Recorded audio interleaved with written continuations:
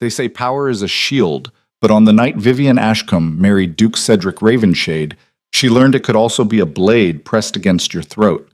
While champagne flowed and aristocrats danced beneath crystal chandeliers, the man she believed would save her family was already planning its destruction. What she didn't know yet was that her wedding night would become the opening act of a war where love, legacy, and survival would collide in ways that would reshape the very foundations of elite society. This is the story of how a naive heiress became the most dangerous woman in the kingdom. And if you think you know how revenge stories end, stay until the final breath of this tale, because nothing about Vivian Ashcombe's reckoning follows any script you've ever seen. The Ravenshade estate sprawled across the eastern hills like a monument to accumulated centuries of blood and ambition. Vivian stood in the marble-floored entrance hall, wedding dress pooling around her feet like spilled milk, and realized she had made a catastrophic mistake. The realization didn't arrive as a sudden revelation, but as a slow poison seeping through her consciousness, starting from the moment she saw Cedric's face when he thought no one was watching. He stood near the grand staircase talking to Lord Pembroke, his best man, and his expression held none of the warmth he'd shown her during their courtship. Instead, his features carried the flat calculation of a man inspecting livestock he'd just purchased. Vivian felt something crack inside her chest, a hairline fracture that would eventually split her entire world in half. The wedding had been perfect. Too perfect. The kind of perfection that only money and meticulous planning could produce. White roses imported from the southern provinces. A chamber orchestra playing compositions commissioned specifically for the occasion. Guest lists that read like a directory of everyone who mattered in the kingdom's power structure. Her father would have loved it, would have stood beside her with that proud smile he always wore when discussing business deals that expanded the Ashcombe merchant empire. But father was 6 months dead, his body barely cold in the family mausoleum before Vivian found herself facing financial predators circling the inheritance he'd left behind. Cedric had appeared like salvation itself, handsome, titled, politically connected, and seemingly genuinely interested in the frightened young woman struggling to navigate a world of vultures and vipers. What a beautiful lie that had been. Vivian watched Cedric's mouth move as he spoke to Pembroke. She couldn't hear the words from this distance, but she saw Pembroke laugh and clap Cedric on the shoulder. Saw the way Cedric's eyes flicked toward her for just a moment, assessing, then dismissed her entirely as he turned back to his conversation. Like she was a task he'd completed and could now ignore. Her hands trembled. She pressed them against the silk of her dress, feeling the expensive fabric bunch under her fingers. 200 guests still moved through the estate, drinking Cedric's wine and eating from tables laden with enough food to feed a village for a month. The celebration would continue for hours yet, and she was expected to smile through all of it. A servant passed carrying a tray of champagne flutes. Vivian took one, her third of the evening, and the alcohol burned down her throat like clarity itself. She had signed the marriage documents 3 hours ago. Her signature in black ink, his beside it, witnesses attesting that Vivian Ashcombe had legally become Vivian Ravenshade. That every asset her father had built over 30 years of ruthless business acumen now fell under her husband's control, according to the laws governing noble marriages. Cedric had explained it all very carefully during their engagement, his voice soothing as he assured her it was merely a formality, that he would never dream of interfering with her management of the Ashcombe holdings. Another lie. She could see that now with the horrible clarity that comes when you finally stop lying to yourself. Movement caught her eye. A woman ascending the grand staircase, her burgundy dress cut in a style just provocative enough to toe the line of scandal. Vivian didn't recognize her from the guest list, but something about the way she moved, the confidence in her stride, the intimate knowledge of the estate's layout as she disappeared down the second-floor corridor made Vivian's stomach twist. She set down her champagne glass and followed. The second floor was quieter, most guests remaining in the ballroom or on the garden terrace, where the night air carried the scent of jasmine and expensive tobacco. Vivian's heels clicked against marble, then muffled as she reached the carpeted hallway leading to the private family wing. She shouldn't be up here. Even as Cedric's wife, she understood instinctively that certain spaces in this house were not meant for her, but she kept walking. The woman in burgundy stood outside a door halfway down the hall. She knocked twice, soft and familiar, and the door opened immediately. Vivian pressed herself against the wall, hidden by the shadows of an alcove, and watched Cedric pull the woman inside with an urgency that made everything suddenly, violently clear. The door closed. Vivian stood frozen in the shadows, her wedding dress a ghostly white in the dim hallway, and felt something fundamental shift inside her. Not just heartbreak. Heartbreak was too small, too simple a word for what she felt. This was the death of a person she'd been and the terrible birth of someone new. She walked back downstairs in a daze, her face a mask of pleasant emptiness. No one noticed. Why would they? She was just the new Duchess, pretty and young and utterly irrelevant, except as a vessel for transferring wealth from one name to another. The night continued. Dancing and laughter and congratulations from people who thought they were witnessing a love match. Vivian smiled until her face hurt. She accepted embraces from women who would gossip about her tomorrow. She made small talk with men who'd tried to court her themselves and now calculated how to use her new position to their advantage. And through it all, she watched Cedric work the room like the political animal he was. Shaking hands, making promises, building alliances. He returned to her side periodically, playing his role with the same skills she was learning to employ. His hand on her waist felt like a brand. His kiss on her cheek, delivered for the audience of their guests, made her skin crawl. Near midnight, as the party began to thin, Cedric's mother approached. Duchess Eleanor Ravenshade was a woman carved from ice and ambition, her beauty preserved through sheer force of will and expensive treatments. She studied Vivian with eyes that saw too much. "You look pale, dear. Wedding night nerves?" Vivian manufactured a shy smile. "Perhaps. Everything feels rather overwhelming." Eleanor's mouth curved in something that might have been sympathy if you didn't look too closely. "Marriage is overwhelming, especially when you're marrying above your station, but you'll learn. The Ravenshade women always do." The casual cruelty of it took Vivian's breath away. Above your station. As if her family's wealth meant nothing without a title attached. As if she should be grateful to be here, should accept whatever scraps of dignity they chose to grant her. "I'm sure I'll adapt quickly," Vivian said, her voice steady despite the rage building in her chest. "I've always been a fast learner." Eleanor's eyes narrowed slightly, some instinct warning her that this wasn't quite the response she'd expected. But before she could reply, Cedric materialized at Vivian's elbow. "Mother, I hope you're not tiring out my bride." He smiled, all charm and filial warmth, simply welcoming her to the family.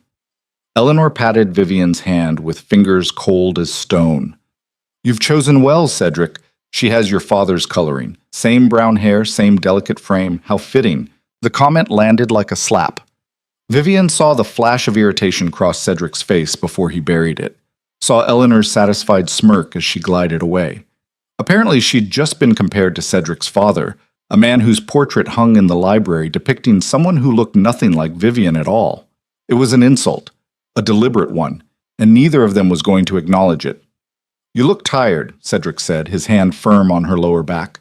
"Perhaps we should retire." Vivian wanted to refuse, wanted to stand in this ballroom surrounded by witnesses for the rest of the night if it meant delaying what came next. But she saw the calculation in his eyes and understood that refusal would create a scene, would mark her as difficult, would give him ammunition to use against her later. So she nodded and let him guide her up the grand staircase while remaining guests murmured approving comments about newlywed eagerness. The master bedroom was decorated in deep blues and gold, masculine and imposing. Cedric closed the door behind them and immediately crossed to the sideboard to pour himself a whiskey. He didn't offer her any. Vivian stood in the center of the room, still wearing her wedding dress, and waited. Cedric drank half his glass in one swallow, then turned to face her. The mask of charm had fallen away completely now that they were alone. What remained was something harder, more calculating. "You played your part well tonight." He studied her over the rim of his glass. "Very convincing performance." Performance. The word hung in the air between them like poison gas. "I could say the same about you," Vivian replied quietly. His eyebrows rose. "Could you?" "You had that woman here. Tonight. During our wedding." Cedric's expression didn't change. If anything, he looked faintly amused. "Ah, you noticed that." The casual admission was worse than any denial.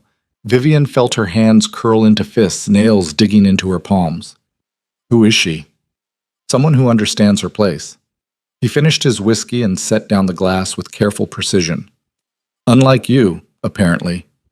"My place," Vivian repeated, her voice dangerously quiet. "You married me 6 hours ago." Cedric laughed. Actually laughed. The sound ugly in the expensive room. I married your fortune 6 hours ago. Let's not confuse the matter with sentiment. Your father built something remarkable, I'll give him that. A merchant empire large enough to rival some noble houses.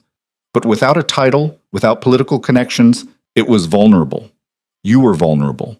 And here I am, your savior, your husband, your protector.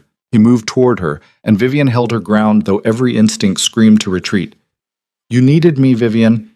You were desperate. All those creditors circling, all those business partners threatening to pull their investments when they realized a 22-year-old girl was trying to run her dead father's company. You would have lost everything within a year. I saved you from that. He reached out and tucked a strand of hair behind her ear with false tenderness. All I ask in return is that you play your role. Smile at parties. Bear my children eventually. Don't make trouble. It's not much to ask considering what I've given you. Vivian stared at him and felt ice crystallize around her heart. What you've given me. Position, protection. The Ravenshade name. Do you have any idea what that's worth? And what did you take in return? Cedric's smile was sharp as a knife. Everything that matters. The business contracts are already being renegotiated with my people. The property deeds will transfer within the month. Your father's political allies are now my political allies. Even this wedding was strategic, positioning me as a man who values traditional merchant families, which plays well with the commercial faction in Parliament. He stepped back, studying her like an art dealer evaluating a painting's worth. You thought this was a love story. How charmingly naive. This was a merger, Vivian. I acquired assets. You acquired a title and the illusion of security. We both got what we truly needed. The room spun. Vivian reached out and gripped the bedpost, needing something solid to anchor herself. Every conversation during their courtship suddenly replayed in her mind with new context. The way he'd asked about her father's business holdings while pretending casual interest. His strategic introductions to his mother and the other Ravenshade family members. Ensuring she'd feel obligated to accept his proposal when it came. The rushed timeline, pushing for marriage barely 6 months after her father's death, when she was still grieving and vulnerable. It had all been calculated, every smile, every touch, every whispered promise. He'd hunted her like prey, and she'd walked straight into the trap because she was scared and alone and desperate to believe someone could actually want her for herself. The woman upstairs, Vivian heard herself say. The one you were with during our wedding reception. What's her name? Cedric considered this question as if deciding whether to grant her this small piece of information. Isabel Cormont. She's been my companion for 3 years. 3 years? Vivian's laugh came out broken. You kept a mistress while courting me. I kept a relationship with someone I actually care about while conducting business with you. He said it so matter-of-factly, as if the distinction was obvious and reasonable. Isabel understands what we have. She doesn't make demands or create drama. Unlike you, apparently, who seems determined to be difficult about this. Difficult. He had destroyed every illusion she'd built, shattered her heart, and her sense of self, and he called her difficult for having the audacity to be hurt by it. Vivian straightened, releasing her grip on the bedpost. Her wedding dress suddenly felt like a costume, an elaborate lie rendered in silk and lace. When she spoke, her voice came out steady, cold, utterly unlike the frightened girl who'd walked up the aisle that afternoon. I won't share you. Cedric's expression hardened. You don't have a choice. Actually, I do. Vivian moved toward the door. I can leave. He was on her in 3 strides, his hand closing around her wrist hard enough to bruise. She gasped, more from shock than pain, and found herself spun around to face him. The charming facade had crumbled completely now, revealing the ruthless ambition beneath. You can't leave. We're married. Your assets are legally mine. If you walk out that door, you do so with nothing. No money, no property, no family name to leverage because your precious father is dead and left no one but you. You'd be destitute within weeks. Is that what you want? His grip tightened. Let me paint you a picture of your options, wife. You stay here, play your role, and maintain the dignity and comfort your position provides. Or you leave and spend the rest of your life scrambling for survival while watching me turn your father's legacy into something greater under my control. Because that business is mine now. Those holdings, those investments, those carefully cultivated relationships, all mine. And I'm very good at what I do. Vivian met his eyes and saw no humanity there, just calculation and cold satisfaction. This was who he'd been all along. She'd just been too desperate to see it. I understand, she said quietly. Good. Cedric released her wrist and stepped back, smoothing down his jacket, as if the confrontation had been nothing more than a minor inconvenience. I'll sleep in my study tonight. Give us both time to adjust to our new reality. But starting tomorrow, we maintain appearances. We're the happy newlyweds everyone expects us to be. Are we clear? Vivian nodded, not trusting her voice. He moved toward the door, pausing with his hand on the handle. For what it's worth, I don't hate you, Vivian. You're just collateral in a much larger game. If you're smart, you'll learn to find your own advantages within this arrangement. God knows there are worse fates than being a duchess. Then he was gone, leaving her alone in the master bedroom of a house that would never be her home. Vivian stood motionless for a long moment, listening to his footsteps fade down the hallway. Then very slowly, she walked to the window and looked out at the estate grounds. Lanterns still glowed on the garden paths where the last lingering guests wandered, drunk and happy, celebrating what they thought was a romantic union. She pressed her forehead against the cool glass and closed her eyes. When she opened them again, the frightened girl who'd married Duke Cedric Ravenshade that afternoon was gone. In her place stood something new, something forged in betrayal and burning with a cold, focused rage that would take months to fully emerge but had just been born in this moment. Vivian Ashcombe, now Ravenshade, would play her role. She would smile and curtsy and attend parties and let everyone believe she was the dutiful, grateful wife of a powerful duke. But behind that mask, she would be watching, learning, gathering ammunition. Because Cedric had made a critical mistake. He'd assumed his victory was complete, that she would accept her fate and fade into comfortable irrelevance. He'd underestimated the intelligence that had allowed her father to build an empire from nothing, the same ruthlessness that ran in her blood. She turned from the window and began the painstaking process of removing her wedding dress, each button and hook a small act of methodical precision. The dress fell to the floor in a pool of white silk, and she stepped out of it without looking back. Tomorrow would require a different costume, a different performance. And unlike Cedric, when Vivian Ashcombe played a role, she played it to absolute perfection. Bam. The next morning arrived gray and cold, autumn rain streaking the tall windows of the breakfast room. Vivian sat at the long mahogany table, dressed in a pale blue morning gown that made her look younger and more innocent than she felt.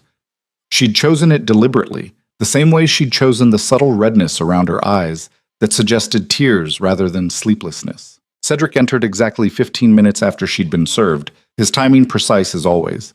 He looked refreshed, impeccably dressed in a charcoal suit that emphasized his broad shoulders and aristocratic bearing. No trace of last night's confrontation showed on his face. "Good morning." He took a seat at the head of the table, accepting coffee from a servant with barely a glance. "Did you sleep well?" "As well as could be expected." Vivian kept her voice soft, slightly wounded. She saw his eyes assess her, cataloging her appearance and demeanor, calculating whether she'd absorbed last night's lesson or would require further correction. "We have several social obligations this week," he said, unfolding his newspaper.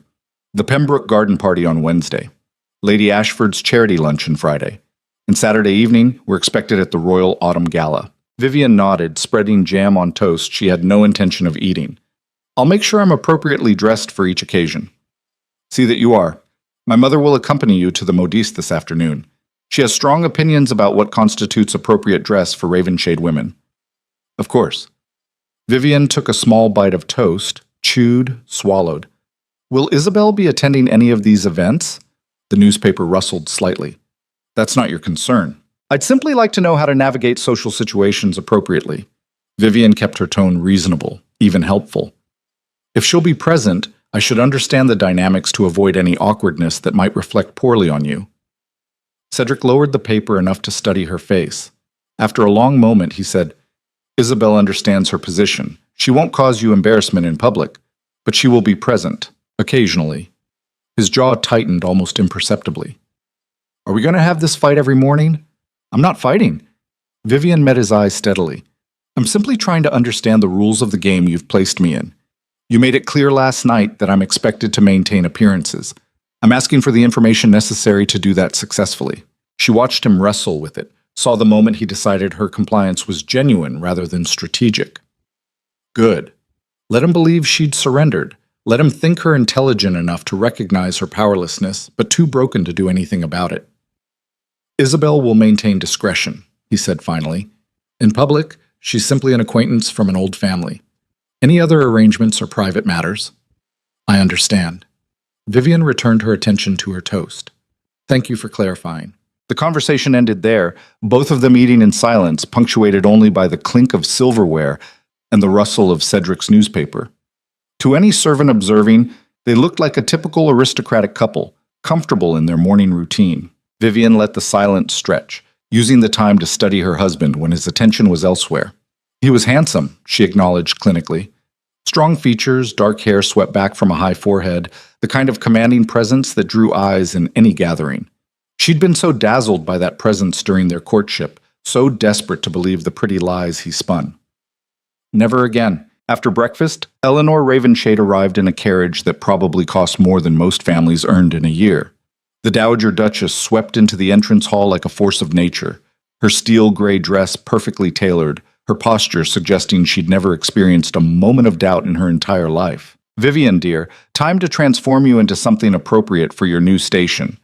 She looked Vivian up and down with the same critical assessment a horse breeder might use on questionable stock. That dress is passable, but lacks sophistication. We'll need to completely overhaul your wardrobe. Vivian smiled and gathered her cloak. I'm grateful for your guidance, Mother Eleanor. I know I have much to learn about society expectations. Eleanor's expression softened marginally, apparently pleased by Vivian's deference. At least you recognize your deficiencies. That's more self-awareness than most merchant daughters possess. They settled into this carriage, and as it rolled through rain-slicked streets toward the fashionable district, Eleanor launched into what would become a 2-hour lecture on the intricate rules governing aristocratic women's behavior. What colors were appropriate for different occasions? Which jewels could be worn during mourning periods versus celebrations? The precise depth of curtsy required for various ranks of nobility. Vivian absorbed it all, asking intelligent questions, taking mental notes. Every scrap of information was ammunition. Every rule Eleanor taught her was a potential weapon once she understood how to use it. The modiste shop was a temple to expensive fabric and delicate craftsmanship. Madame Severin, a hawk-faced woman with fingers stained from years of pinning silk, greeted Eleanor with the warmth reserved for customers who spent fortunes without questioning prices. Duchess Eleanor, what a pleasure. And this must be the new Lady Ravenshade. Madame Severin circled Vivian slowly, eyes calculating measurements. Lovely bone structure, though we'll need corsetry to create a more fashionable silhouette. For the next 3 hours, Vivian was measured, pinned, and dressed in fabric samples, while Eleanor and Madame Severin discussed her body as if she weren't present. Her hips were too wide, her bust too modest, her shoulders too square. Each criticism was delivered with clinical detachment, as if they were discussing carpentry problems rather than commenting on another human being's physical form. Vivian stood silent through it all, letting the barbs roll off her like rain on glass. She'd learned last night that emotional reactions were vulnerability, and she would not give these women the satisfaction of seeing her flinch. Eleanor ordered 30 dresses: morning gowns, afternoon dresses, evening gowns, riding habits, walking ensembles. Each one cost more than some families earned in a month. Each one was designed to transform Vivian into the perfect Ravenshade wife, elegant, refined, utterly forgettable. As they returned to the carriage, packages following in a second vehicle, Eleanor patted Vivian's hand. You did well today. No complaints, no dramatic reactions. Perhaps you'll adapt to this life after all. I'm determined to do my husband proud, Vivian replied, the lie smooth as silk. That evening, she dressed for dinner in one of her new purchases, a dove-gray gown that made her skin look porcelain pale. She styled her hair the way Eleanor had suggested, swept up in an elaborate arrangement that emphasized her slender neck.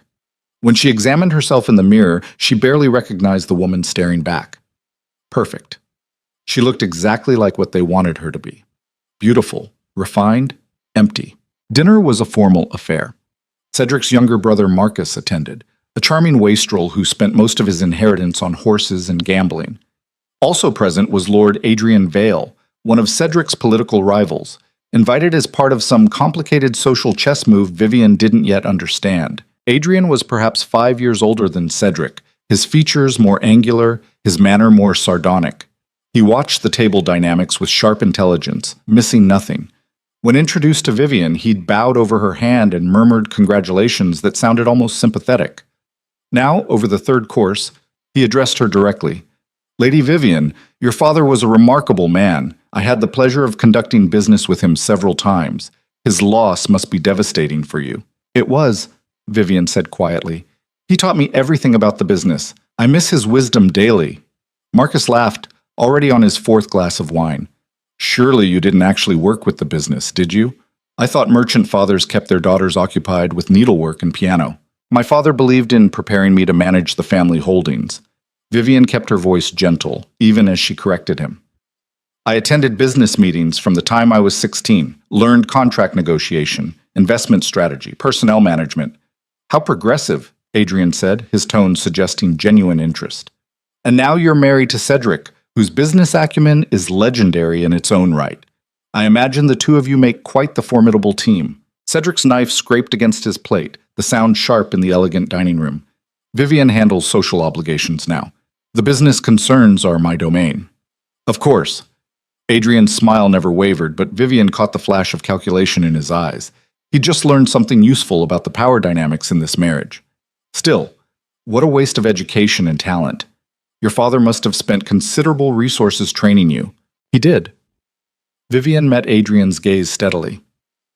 I hope to honor that investment eventually, in whatever way my new position allows. The conversation moved on to politics, hunting, the latest scandal involving an earl and his secretary. Vivian ate mechanically, contributed comments when expected, played her role. But she felt Adrian's attention returning to her periodically, assessing, curious. When the evening ended and guests departed, Cedric cornered her in the hallway. What were you doing? Vivian blinked innocently. I'm sorry? With Adrian, all that talk about business knowledge and investment strategy. He's one of my political enemies, Vivian. You don't offer him ammunition to use against me. I was answering his questions politely. Isn't that what you wanted? For me to be charming at dinner parties? Charming, yes. Strategic, no. Cedric stepped closer, his voice dropping to a harsh whisper. Adrian Vale is dangerous. He's been trying to undermine my position in Parliament for years. If he thinks he can use you as a tool against me, he will. Then perhaps you should tell me who your enemies are so I can navigate appropriately. Vivian held her ground. You keep demanding I play this game perfectly while refusing to explain the rules. The rule is simple. You represent me. Every word you speak reflects on my reputation and political standing. Keep your mouth shut unless you're saying something completely neutral, and we'll get along fine. He turned and strode away, leaving Vivian in the dimly lit hallway. She waited until his footsteps faded, then allowed herself a small, cold smile. Adrian Vale was Cedric's enemy, which meant Adrian Vale might eventually prove useful. The weeks that followed established a routine that was both suffocating and oddly useful. Vivian played the perfect Duchess during the day, attending social obligations, learning the intricate dance of aristocratic politics, observing everything while appearing to notice nothing important. At night, she retreated to the master bedroom alone while Cedric disappeared to God knows where, probably Isabel's apartments in the city. She didn't ask, didn't complain. Maintained the facade so perfectly that even Eleanor began to make approving comments about her adjustment. But in the quiet hours when the house slept, Vivian studied.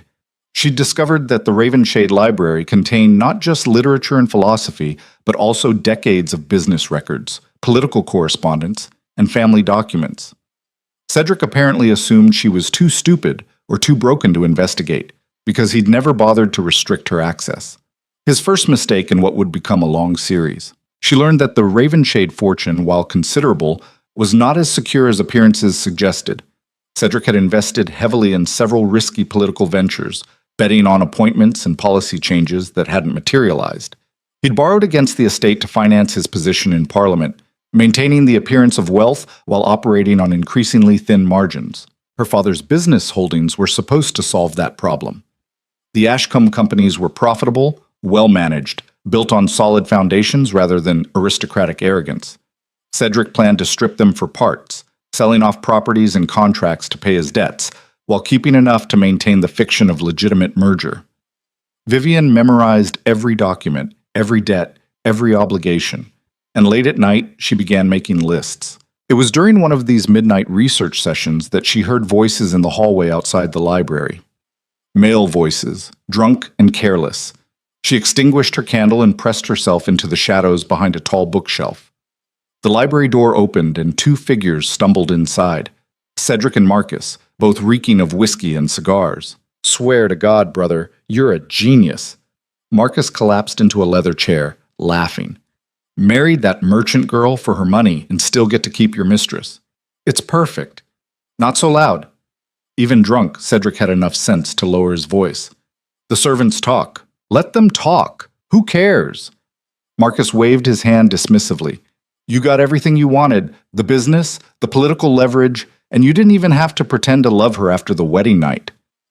Did you see her face at dinner tonight when Adrian was flirting? Thought she might actually cry. Adrian's becoming a problem." Cedric moved to the sideboard and poured himself another drink. He suspects the marriage isn't what it appears. So what? Everyone marries for advantage. It's practically aristocratic tradition. Yes, but I presented this as a love match, the merchant prince's daughter and the noble duke, a perfect union of old money and new ambition. Adrian knows me too well. If he figures out I'm already asset-stripping her father's companies, he'll expose it in Parliament and paint me as a predator. Aren't you? Marcus laughed again, the sound ugly. Come on, Cedric. You seduced a grieving girl, married her before she recovered from her father's death, and immediately started dismantling everything the old man built.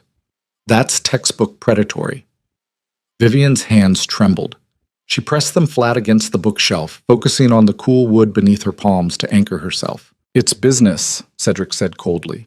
Her father built an impressive empire, I'll grant him that, but he had no sons, no brothers, no male heir capable of maintaining it. Vivian's smart enough for a woman, but she has no idea how to navigate aristocratic politics or manage relationships with the kind of men who control real power. The business would have collapsed within 2 years under her control. So you're her savior, Marcus's tone was mocking. In a way, yes. Cedric drained his glass. She gets to keep the Duchess title and live in comfort. That's more than most merchant daughters could dream of. The fact that I'm repurposing her inheritance to secure my political position is simply practical redistribution of resources. And Isabel doesn't mind. Isabel understands reality. She knows I needed this marriage for political and financial reasons. Once I've secured the assets and established my position, things will return to normal. Normal meaning you and Isabel while your wife sits home embroidering or whatever useless activities duchesses do? Exactly. Cedric set down his glass with finality. Vivian will adapt. She has no choice. I control everything now. Her money, her property, even her social standing. If she tries to leave or make trouble, I'll destroy what's left of her father's reputation so completely that no one in aristocratic society will acknowledge her existence. Seems harsh, Marcus said, though he didn't sound particularly bothered by it. It's necessary. Can't have her thinking she has any leverage. Women in her position need to understand their place quickly, or they cause problems for years. They continued talking, but Vivian had heard enough. She remained frozen in her hiding place, barely breathing, until both men eventually stumbled out to find their beds. When the house was silent again, Vivian moved to the window and stared out at the grounds. Frost was forming on the grass, glittering in the moonlight like scattered diamonds. Beautiful and cold and sharp enough to cut. She pressed her forehead against the glass and let the rage burn through her. Not the hot, explosive anger that would make her do something stupid, but cold fury that settled into her bones and crystallized into absolute certainty. Cedric thought she was helpless, thought she'd accepted her fate, thought he'd won completely and permanently. He had no idea what he'd actually created. Vivian returned to the desk and opened one of the ledgers she'd been studying, found the entries showing Cedric's debt to Lord Pembroke, the same Pembroke who'd been his best man at the wedding, who apparently held leverage over Cedric significant enough to require careful management. She began taking notes in a cipher she'd developed, disguising her handwriting, keeping records of everything that might eventually matter. Debts, political alliances, secret agreements, weaknesses. By the time dawn light crept through the library windows, Vivian had the foundation of a plan. Nothing concrete yet, nothing she could act on immediately, but the shape of something emerging from the darkness of her situation. She closed the ledgers and returned them to their exact positions on the shelves, smoothed her dress, and checked her reflection in a decorative mirror, making sure she looked composed rather than devastated. Then she went upstairs to dress for breakfast, and another day of playing the obedient wife who'd accepted her powerlessness. Because that's what prey does before it realizes it's actually the predator. 3 months into the marriage, Vivian received an unexpected invitation. Lady Catherine Pemberton, one of the most influential women in aristocratic society, was hosting an intimate gathering for a select group of noble women to discuss a charity initiative. Vivian's presence was specifically requested. Eleanor seemed pleased. Catherine rarely invites new brides into her inner circle. This is an excellent opportunity for you to establish yourself properly. Vivian arrived at the Pemberton townhouse on a gray afternoon, dressed in a burgundy gown that struck the perfect balance between elegant and understated. The gathering included 12 women, all from powerful families, all assessing her with the predatory interest aristocrats reserved for potential prey or allies. Lady Catherine was perhaps 60, her beauty maintained through expensive treatments and rigid self-discipline. She greeted Vivian warmly enough, though her eyes held the same calculating interest as everyone else's. "My dear Lady Ravenshade, how delightful that you could join us. We've all been so curious about Cedric's merchant bride." The slight emphasis on merchant was deliberate. Vivian smiled and executed a perfect curtsy. "I'm honored by the invitation, Lady Catherine, and grateful for the opportunity to contribute to worthy causes." They settled into the drawing room where tea and delicate pastries were served on china that probably cost more than most people's annual income. The conversation started with charity work, discussing fundraising strategies for hospitals and orphanages. Vivian contributed thoughtful comments, careful not to overshadow anyone while still demonstrating intelligence. But as the afternoon wore on, the conversation shifted, became more personal, more vicious. The women began dissecting other noble women who weren't present, picking apart marriages, affairs, scandals with surgical precision. "Did you hear about the Ashford girl?" Lady Margaret said, her voice dripping false sympathy. "Apparently her husband found her too tiresome and sent her to their country estate indefinitely. She hasn't been seen in society for 6 months. How unfortunate," another woman murmured, though her tone suggested she found it entertaining rather than sad. "Marriage can be quite challenging," Lady Catherine said, her gaze sliding to Vivian, "especially when expectations don't align with reality. Don't you agree, Lady Ravenshade?" The room went quiet. All eyes turned to Vivian, waiting to see how she'd respond. This was a test. They all knew, or suspected, that her marriage wasn't the love match it had been presented as. Now they wanted to see if she'd break under gentle interrogation. Vivian set down her teacup with perfect composure. "Marriage is certainly an education. I'm learning daily about society expectations and the complexity of aristocratic relationships." "How diplomatic," Lady Margaret said. "Your merchant background must make some adjustments particularly difficult." There it was, the direct attack disguised as polite conversation. "Actually," Vivian said slowly, "I find the business skills my father taught me translate surprisingly well. Managing a household is not so different from managing a company. Both require resource allocation, personnel management, and strategic thinking." She paused, then added with careful deliberation, "Though I confess, aristocratic social dynamics involve a level of subterfuge I'm still mastering. In business, betrayals are at least direct. In society, they're wrapped in silk and delivered with a smile." Several women shifted uncomfortably. Lady Catherine's eyebrows rose slightly. Vivian continued, her voice soft but clear. "For instance, discovering your husband maintains a mistress is apparently such common practice among nobility that mentioning it is considered gauche. Whereas in merchant families, such behavior would be grounds for immediate scandal. The difference in expectations is quite fascinating from an anthropological perspective." The silence that followed was absolute. Vivian had just acknowledged the unspoken reality of her marriage while simultaneously insulting the aristocratic tolerance for male infidelity. It was social suicide by any conventional measure, but instead of condemnation, she saw something else in several women's eyes: recognition, understanding, even respect. Lady Catherine began to laugh. It started as a chuckle and built into genuine amusement. "Well, perhaps you're adjusting better than any of us expected." The tension broke. Other women began to smile, then joined the laughter. Vivian had passed the test by refusing to pretend, by acknowledging reality with enough sharp intelligence that even these predatory women had to respect it. The conversation shifted again, becoming more real. Women began sharing their own stories of difficult marriages, strategic survival, the unspoken bargains that governed their lives. It wasn't quite friendship, but it was something closer to honesty than Vivian had expected. As the gathering ended, Lady Catherine pulled Vivian aside. "You're smarter than you look, my dear. Dangerous quality in a duchess." "Is it?" Vivian met her eyes steadily. Depends whether you use it wisely. Catherine's smile was sharp. Your husband has powerful friends, but he also has powerful enemies. The wise course is to remain neutral and protect yourself.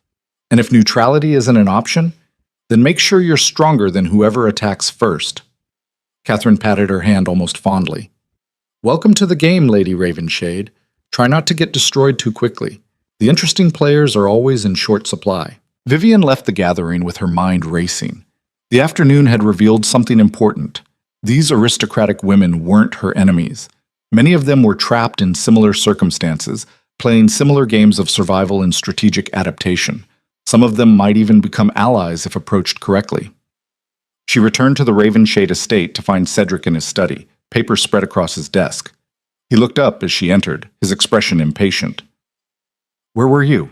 Lady Catherine's charity gathering. Vivian removed her gloves slowly. Your mother mentioned it was important I attend. And? What did you discuss? Orphanages, hospital fundraising, the usual charitable concerns. Cedric studied her for a long moment, trying to determine if she was telling the truth. Vivian met his gaze with perfect innocence, giving him nothing to question. Finally, he grunted and returned to his papers. Fine. Dinner is at 8. Try not to be late. Vivian went upstairs to change, her mind already categorizing the afternoon's information. Lady Catherine was connected to powerful political figures, including several of Cedric's rivals. Lady Margaret's husband was a financial investor with interests that overlapped some of her father's former business holdings. These relationships could be cultivated, information could be gathered. The foundation of her plan was starting to solidify. That night at dinner, Cedric was distracted, barely speaking except to grunt responses to her polite conversational attempts. Vivian ate in silence, watching him, cataloging his tension and preoccupation. Near the end of the meal, he suddenly spoke. I'm traveling to the capital next week. Parliament session. I'll be gone approximately 2 months. Vivian looked up, careful to keep her expression neutral. I see. Should I prepare to accompany you? No. You'll remain here. My mother will manage the household and ensure you don't cause any problems in my absence. Of course. Vivian returned her attention to her plate, but inside her mind was racing. 2 months. 2 months without Cedric's constant supervision. 2 months to investigate more thoroughly, to build relationships, to position pieces on the board. She'd learned one critical lesson over these past 3 months. Patience was its own kind of weapon. Cedric thought he'd broken her, thought she'd surrendered completely. He'd stopped watching her as closely, stopped treating her as any kind of threat. His second mistake, following the first of leaving her access to his private records. How many more mistakes would he make before he realized the magnitude of his error? Vivian smiled softly and thanked the servant who cleared her plate. She looked like the perfect image of a dutiful wife, grateful for her husband's guidance, accepting of her limited role. And beneath that surface, something cold and sharp and absolutely merciless was taking shape. Cedric left for the capital 3 days later, his departure marked by perfunctory kisses on her cheek and warnings to behave herself in his absence. Vivian stood on the steps, waving goodbye as his carriage disappeared down the tree-lined drive. Then she turned and walked back into the house wearing an expression Eleanor would later describe as worryingly thoughtful. The game was beginning in earnest. And this time, Vivian Ashcombe Ravenshade would be the one writing the rules. She waited exactly 1 week after Cedric's departure before making her first real move, long enough that the household staff would settle back into normal routines, short enough that Eleanor wouldn't become suspicious of her sudden initiative. The move itself was subtle. Vivian requested a meeting with Harrison, her father's former business manager who'd been retained to handle the transition of Ashcombe Holdings. Cedric had kept him on, apparently believing the man's loyalty would transfer automatically with the marriage contracts. Cedric's third mistake. Harrison arrived at the estate looking tired and considerably older than when Vivian had last seen him. They met in the small drawing room, tea served, and servants dismissed. Vivian waited until the door closed before speaking. Thank you for coming, Mr. Harrison. Lady Vivian. He hesitated. Lady Ravenshade, I should say. Congratulations on your marriage. Thank you. Vivian poured tea with steady hands, though I wonder if congratulations are what either of us feels is appropriate. Harrison's expression flickered. I'm not sure I understand.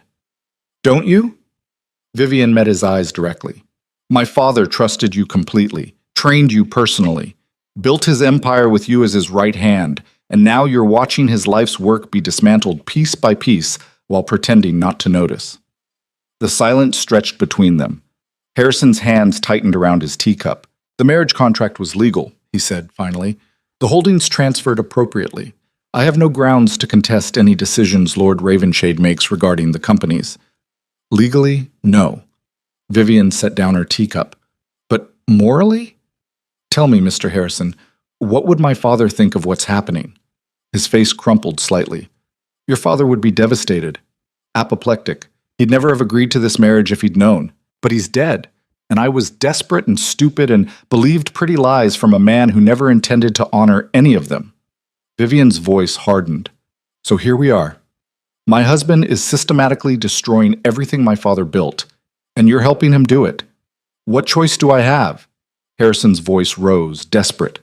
Lord Ravenshade controls everything now. If I refuse to cooperate, he'll simply replace me with someone less knowledgeable, and the damage will be even worse. You're right. Vivian stood and moved to the window, looking out at gardens beginning to wake from winter dormancy. You have no legal recourse, no way to stop him through conventional channels. She turned back to face him. But information is its own kind of power, Mr. Harrison, and I find myself very curious about the details of how my inheritance is being managed. Harrison studied her, seeing something in her expression that made him straighten in his chair. What are you proposing? I'm proposing nothing. Vivian's smile was cold. I'm simply noting that as the legal wife, I have a right to be informed about business matters affecting my family name. Regular briefings on the status of Ashcombe Holdings would be entirely appropriate. Documented updates on sales, transfers, contract renegotiations. She moved closer, her voice dropping. And if during those briefings you happen to mention irregularities or questionable decisions, well, a wife should understand what her husband is doing with her father's legacy, don't you think? Harrison was silent for a long moment. Then slowly, he nodded. Regular briefings would be appropriate. I can prepare detailed reports on all transactions since the marriage. Weekly reports, Vivian specified. Comprehensive and documented. Delivered here, directly to me. My husband need not be informed. We wouldn't want to burden him with minor administrative details while he's occupied with Parliament. Of course not. Harrison stood, and for the first time since entering the room, he looked less defeated. Lady Ravenshade, your father would be proud of you. No, he wouldn't. Vivian's laugh was bitter. My father would be horrified that I was foolish enough to get into this situation. But perhaps he'd respect what I'm planning to do about it. After Harrison left, Vivian sat alone in the drawing room for a long time, staring at nothing, thinking about everything. She was building something now. Not just gathering information, but constructing the framework for actual action. It would take time, required patience she wasn't sure she possessed. But for the first time since her disastrous wedding night, Vivian felt something besides helpless rage. She felt dangerous. And in the world of aristocratic power games where women were expected to be decorative and silent, dangerous women were the ones who survived, the ones who won. Vivian stood and smoothed her dress, checking her reflection in the mirror above the fireplace. She looked composed, elegant, utterly harmless. Perfect. Let Cedric continue believing he'd already won. Let him enjoy his mistress and his political maneuvering in the capital while his wife sat home playing Duchess. By the time he realized what she was actually doing, it would already be too late to stop her. The war had begun.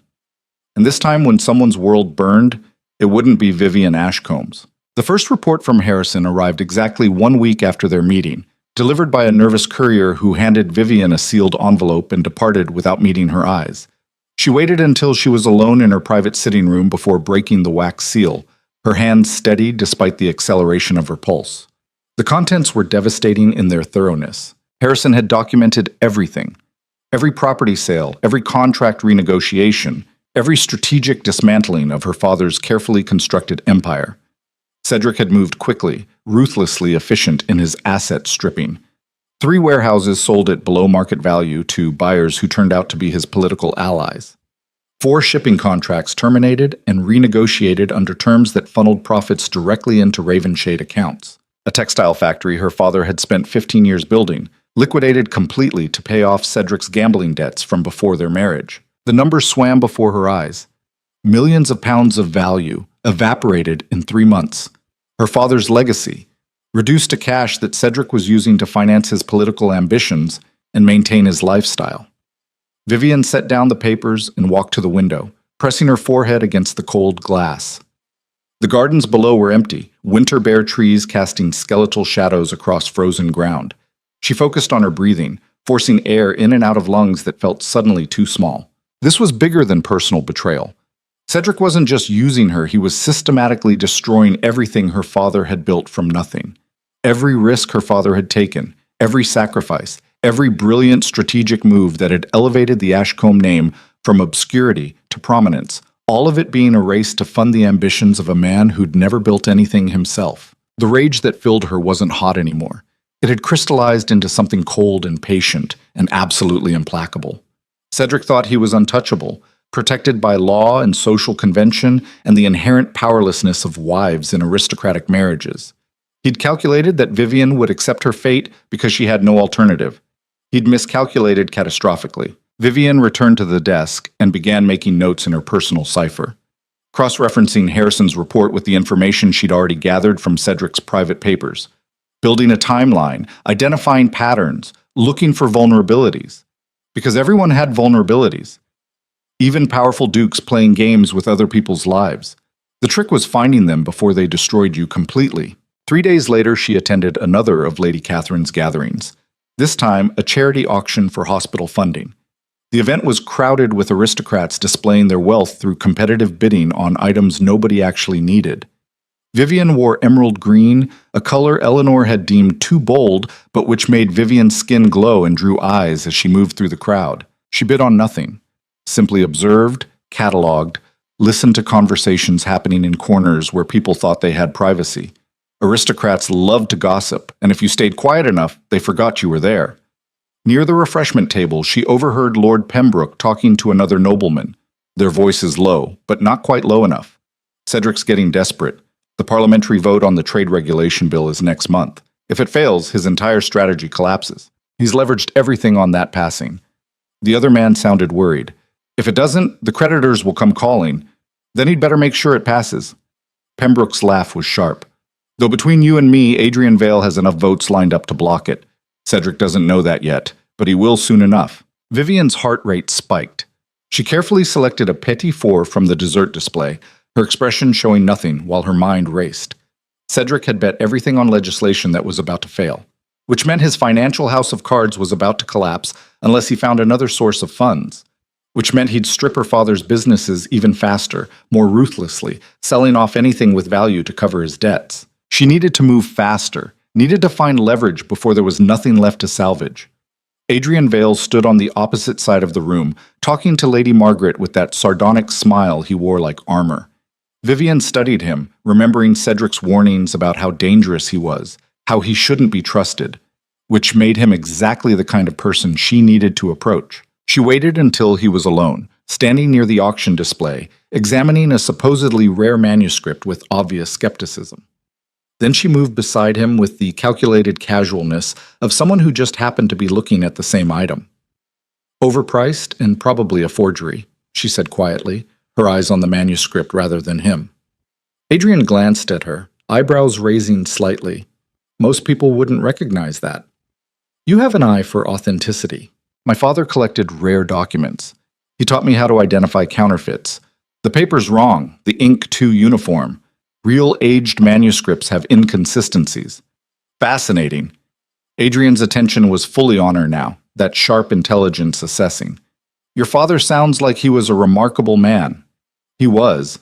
Vivian kept her voice steady despite the grief that still ambushed her in unexpected moments. He built something real, something that mattered. And now? Now it's being dismantled by someone who doesn't understand the difference between wealth and value. She finally looked at Adrian directly. But I imagine you already knew that, Lord Vale. You seem to make it your business to know things that others would prefer kept private. Adrian studied her for a long moment. When he spoke, his voice was pitched for her ears alone.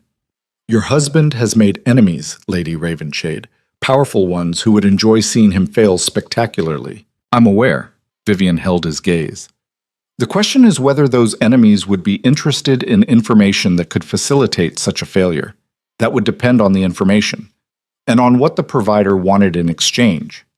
What if the provider wanted nothing except to watch someone who deserved consequences finally receive them? Adrian's smile turned genuine, sharp as broken glass. Then I'd say that provider sounds dangerously intelligent, the kind of person who might find herself in considerable trouble if she's not extremely careful. I've been in trouble since I signed my marriage contract. Vivian's voice was flat.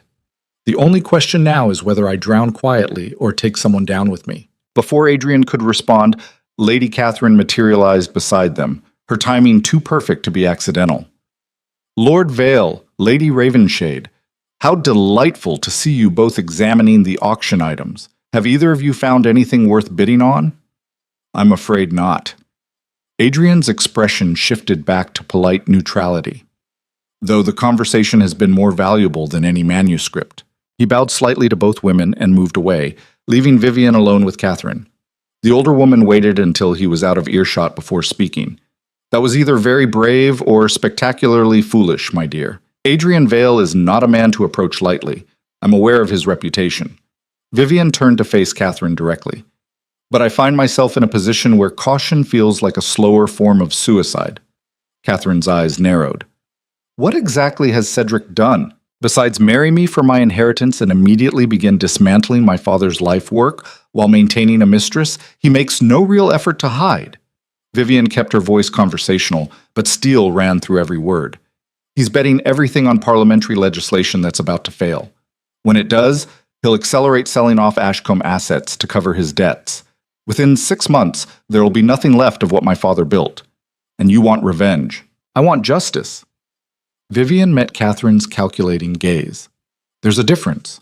Revenge is emotional. Justice is strategic. I want Cedric to face actual consequences for what he's done. Not just to me, but to everyone he's manipulated and used. Catherine was silent for a long moment, studying Vivian with new appreciation. You're more like your father than anyone realized. He had that same quality, that ability to separate emotion from strategy even when fury was eating him alive. You knew him? We did business together years ago. Catherine's smile was reminiscent. Before he became so successful that aristocrats felt threatened by him. He was brilliant and ruthless and completely committed to building something that would outlast him. He loved you very much, you know. Talked about you constantly. How proud he was of your intelligence. The words hit Vivian like a physical blow. She hadn't expected this, hadn't prepared for the grief that surged up from wherever she'd buried it. Her throat tightened and she blinked rapidly, refusing to cry in public. Catherine's expression softened marginally. Your father would not want you destroyed by Cedric's ambitions, but he'd also caution you to be smarter than your enemy, more patient, more strategic. Can you do that? Vivian forced herself to breathe, to regain control. I don't know, but I'm going to try. Then let me give you some advice. Catherine's voice dropped to barely above a whisper. Adrian Vale is dangerous, but he's also honorable in his own way. If you're going to feed him information about Cedric, make sure it's documented and verifiable. Adrian won't act on rumor or emotion.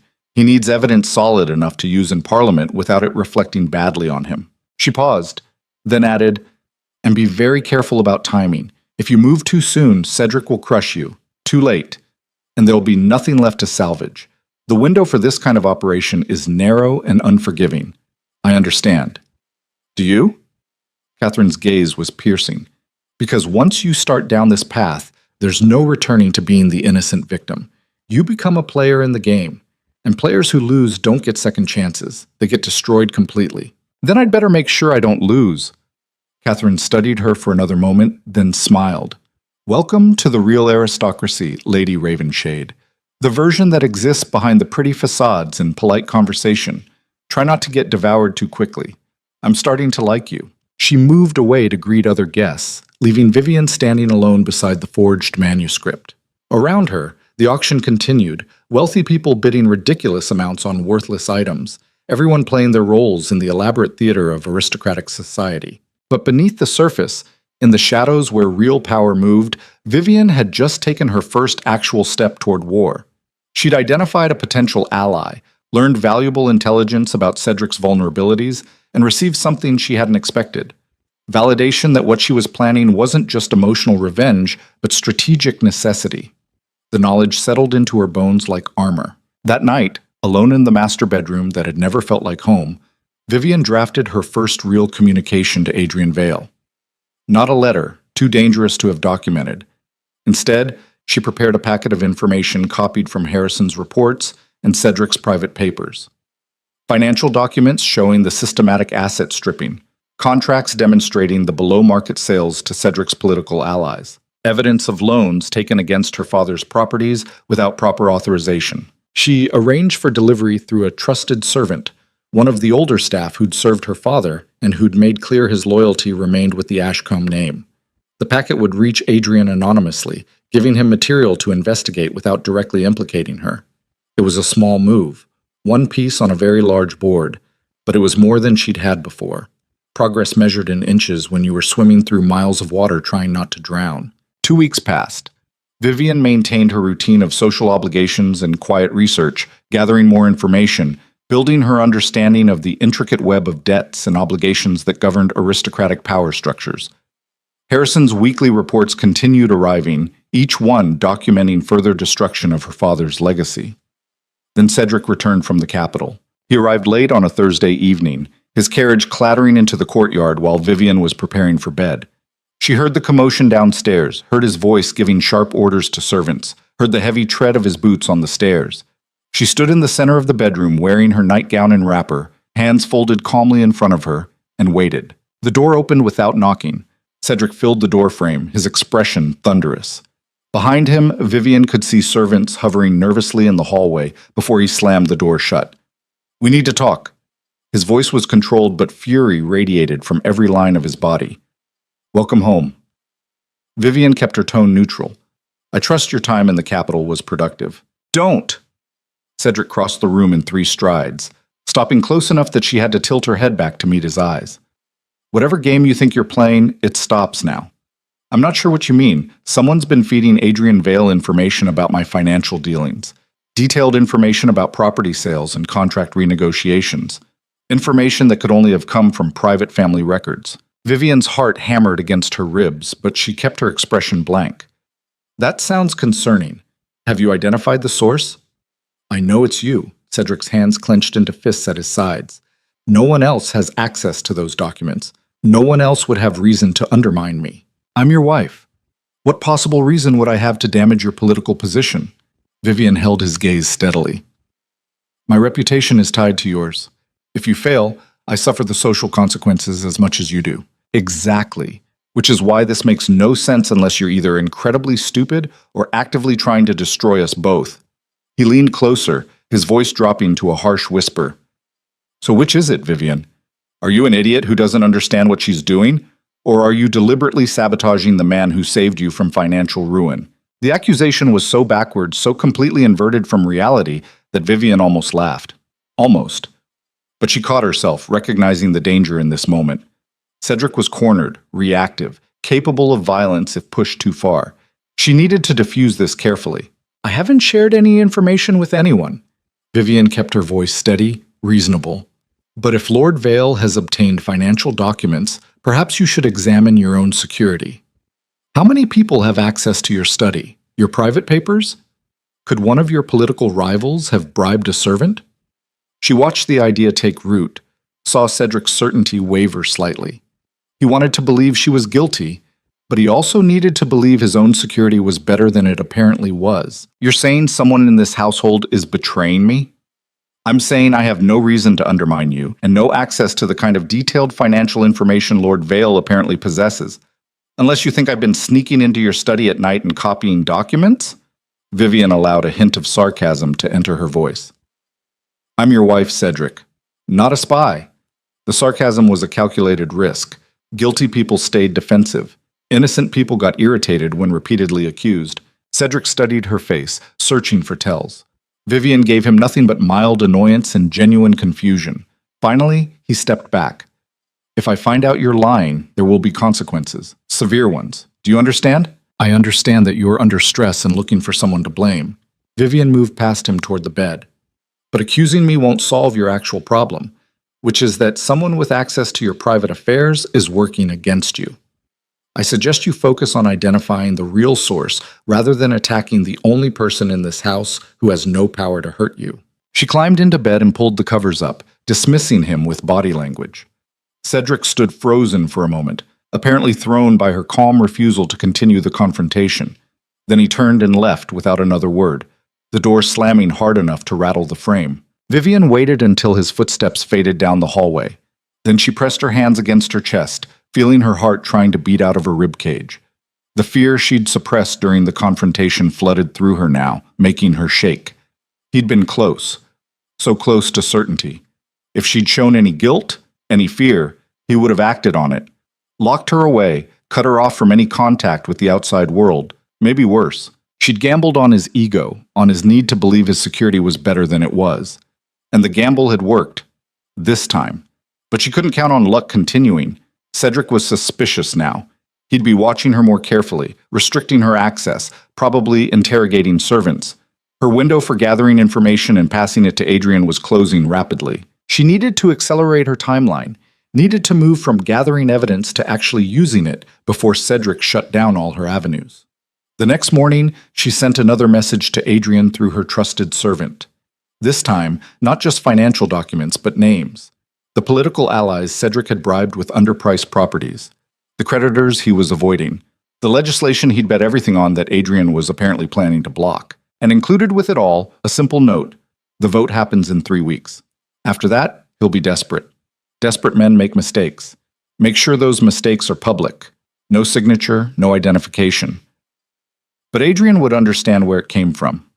Vivian sealed the packet and handed it to the servant, a man named Thomas, who'd served her father for 20 years. He took it without comment, his weathered face showing nothing but steady loyalty. Be careful, Thomas. If you're caught with this, claim you found it and we're bringing it to Lord Ravenshade. Don't protect me. Thomas's mouth tightened. Your father asked me to watch over you if anything happened to him. I failed him by not warning you about Lord Ravenshade's true nature before the wedding. I won't fail him again. He left through the servant's entrance before Vivian could argue. She watched from the window as he disappeared down the road toward the city, carrying information that could either save her or destroy what remained of her life. No middle ground anymore. No safe options. Just the cold calculation of someone who'd learned that survival sometimes required becoming exactly as ruthless as your enemies. The 3 weeks that followed were among the most excruciating of Vivian's life. Cedric hovered constantly, his suspicion making him erratic and controlling. He restricted her social calls, questioned every servant who spoke to her, monitored her correspondence. Eleanor increased her supervision as well, apparently instructed by Cedric to watch for any suspicious behavior. Vivian played her role perfectly. Docile, confused by the increased restrictions, slightly hurt, but accepting. She attended the limited social functions Cedric permitted, always accompanied, always monitored. She made no waves, caused no scenes, gave everyone watching exactly what they expected to see. And at night, alone in her room, she waited for news from the capital. The parliamentary vote happened on a Wednesday. Vivian heard about it from Eleanor, who arrived for tea looking oddly satisfied. Cedric's trade regulation bill failed. Eleanor sipped her tea delicately. A significant setback for his political ambitions. Adrian Vale managed to rally enough opposition to block it completely. Vivian kept her expression carefully neutral. That must be disappointing for him. Quite. Eleanor studied her over the rim of her teacup, though perhaps not entirely surprising. Cedric has been overextending himself lately, making enemies faster than he builds allies. Your father used to warn about that, actually. Said the key to lasting success was making sure you had more friends than enemies at any given time. You knew my father well, better than most people realized. Eleanor set down her cup with precise care. We had our disagreements, certainly. He thought the aristocracy was parasitic and obsolete. I thought merchants were vulgar social climbers. But I respected his intelligence. He built something real through actual work rather than inherited privilege. She paused, then added quietly, He wouldn't have wanted this for you. This marriage. If he'd lived long enough to properly investigate Cedric's character, he'd never have allowed the courtship to continue. The admission caught Vivian completely off guard. Eleanor had never shown anything but cold calculation before. This unexpected moment of what might almost be sympathy felt like the ground shifting beneath her feet. Thank you for saying that. Vivian's voice came out rougher than intended. I've wondered sometimes if he'd be disappointed in my choices. He'd be furious with Cedric, not you. Eleanor's expression hardened again. Men like my son see the world as something to be conquered and consumed. They don't understand the difference between acquisition and stewardship. Your father understood that, built institutions that outlasted individual ambition. She stood, smoothing her skirts. Cedric will be home tomorrow. The bill's failure means his financial situation is now quite precarious. I expect he'll be in a foul mood and likely to make rash decisions. I suggest you stay out of his way for the next few weeks. The warning was clear. Eleanor knew or strongly suspected what Cedric might do when cornered, and she was telling Vivian to protect herself. After Eleanor left, Vivian sat alone in the drawing room trying to process the interaction. Eleanor wasn't an ally, exactly, but she also wasn't entirely Cedric's creature. There were complex loyalties at work, family dynamics Vivian didn't fully understand. But one thing was becoming clear: Cedric was isolated. His mother wouldn't protect him if he went too far. His political allies were abandoning him. His financial structure was collapsing. He was dangerous now in the way cornered animals become dangerous, desperate and reactive and capable of violence. Vivian needed to be ready. Cedric returned the next evening, arriving like a thunderstorm. Vivian heard him in his study, shouting at someone, the sound of breaking glass. She stayed in her sitting room, door locked, and waited. Near midnight, he appeared, having apparently drunk enough to fuel his rage into something more volatile. He pounded on her door until she opened it, then pushed past her into the room. "This is your fault." He swayed slightly, whiskey heavy on his breath. "You and whatever poison you've been feeding to my enemies. I've done nothing." Vivian kept the locked door at her back, maintaining her escape route. "Your bill failed because you didn't have the votes." "That has nothing to do with me, liar." The word came out slurred. Adrian Vale had information only you could have provided. Financial details, contract specifics.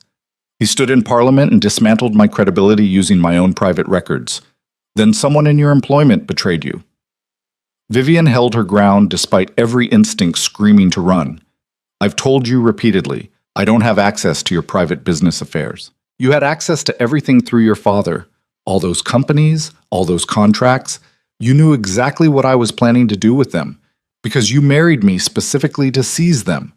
Vivian's control finally cracked, fury bleeding through. "You courted me while my father's body was barely cold, lied about loving me, then stripped away everything he built to fund your political ambitions. And now you're angry because someone exposed what you did?" Cedric's face twisted. "I saved you from ruin." "You created my ruin." Vivian's voice rose. "My father's businesses were solvent, profitable.